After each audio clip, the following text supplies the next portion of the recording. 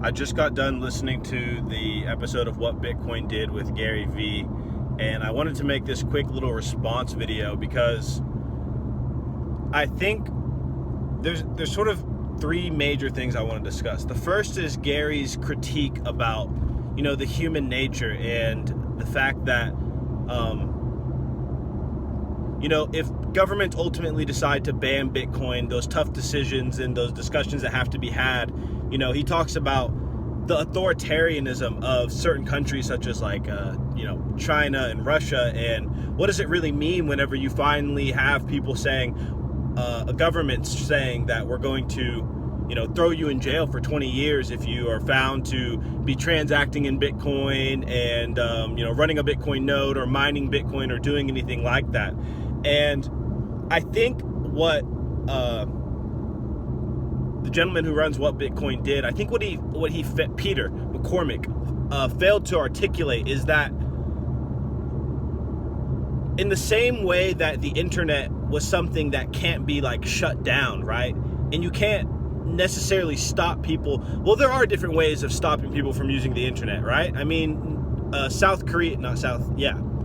North Korea is a good example of this, right? It's been done before. And so it's absolutely possible for certain countries to outright keep their citizens from doing things just through the use of violence. But I think what Bitcoiners sort of ultimately know is that because it's impossible to shut down Bitcoin, there will be some countries that are permissible and have a more friendly environment for Bitcoin. And as such, they will continue to thrive, and they'll have businesses and attract entrepreneurs and attract capital, because those are places where capital is going to seek out the places where it's treated best. And so ultimately what ends up happening, and I think that it's wrong to think that China sort of issues this ban, but I don't think that it's wrong to believe that China doesn't understand this as well. At the top level, and sort of issuing this ban is kind of a game of mind control. I think one thing that wasn't really discussed is that fiat games can continue to go on. Paper money, certain countries demanding you use a currency for trade within their borders.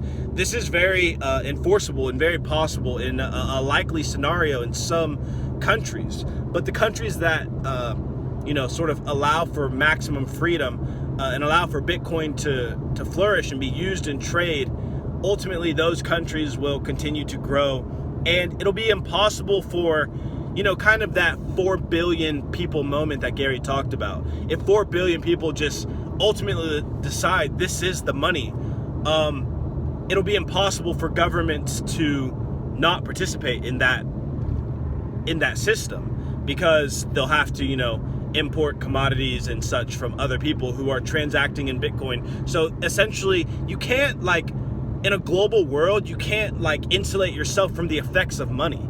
And yeah, this is a really tough discussion. And I think what will be very interesting to see in this part 2 is if we can push the conversation more towards Gary. I would say ultimately,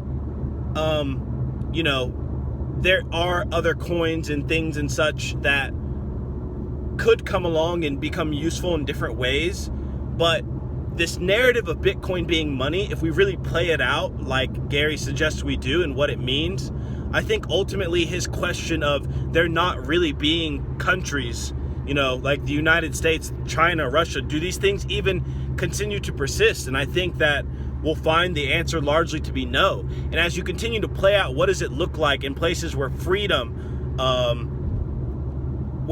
flourishes, the places where economic, essentially where people are able to do what is in their most rational self-interest, and able to exchange and trade as they please, as Ayn Rand would call, treat each other as traders, right? And I think that it's very possible that this place, it starts looking more like mini nation states, like the world. And it's very possible that the idea of these big super nations essentially will persist, or will no longer like exist really. But yeah, those are just my thoughts and kind of a response, and hopefully this kind of triggers some more useful conversation. But I just got really inspired after listening to the podcast. I love the episode, and my arm is getting tired from holding this up, but hopefully this was interesting.